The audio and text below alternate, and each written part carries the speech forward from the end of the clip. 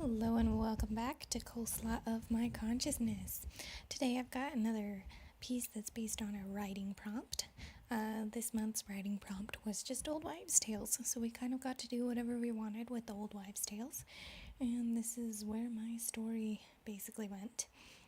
It's a fairly short little thing, so not the longest bit of writing I've ever done, but I'm pretty happy with it, and considering I had 3 words to go on as my prompt, technically, I think it worked out fairly well. So anyways, let's just jump right on in. Are you telling stories to our daughter again? You know those things never happen, I teased, standing in the doorway and watching Kai tuck our darling girl into bed. I can't help myself, Kai answered, smiling back at me. It's too fun to tell stories. What if she grows up believing them? Kai scoffed and ruffled Minette's hair. I think you underestimate how smart our little girl is. I shrugged. I just know that when I was a kid, I heard all kinds of stories that seemed just a little too believable, and I didn't find out until much later that they weren't true. Stories like what? Kai asked skeptically. Like that if you ate the seeds of certain fruits, those seeds would take root in your belly and grow into full-blown plants. Kai laughed. My favorite sound in the world. That's so ridiculous, but I totally see you falling for it, especially as a child. You've always seemed a little bit gullible. She turned back to Minette and stared at her, a sappy proudness filling her features. I don't think Minette will have any issues like that. She's already so clever. I think she'll know how the world works better than we do.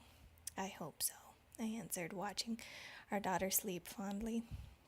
Slowly, the image faded to blackness, and abruptly I realized that I was awake.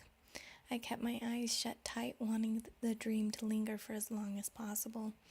I could feel the tears scratching at the corners of my eyes as I struggled to keep the memory of the dream close. I felt the bed shift next to me, and the whole illusion I was trying to keep shattered at the reminder that Ariella was in the bed next to me. It had brought much peace to both of our lives to have gotten married. But that didn't stop the ache for Kai rising up and almost deafening all the feelings in my heart sometimes. Fortunately, Ariella hadn't been woken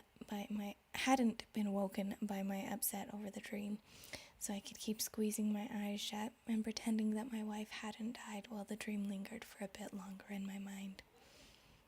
I clung to the dream for long enough that I finally fell back asleep. So that was the end of it.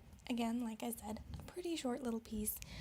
Technically, it's based in the world of other stories that I'm working on. I think I've technically shared a prompt that used Ariella before as a Coleslaw of My Consciousness piece, so takes place in that world.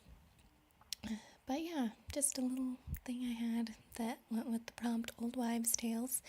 So I hope you liked it. Let me know if you have any thoughts or comments on things I could do to improve it down below. I'd be happy to hear from you. But for now, this is the Umlaut Herper signing out.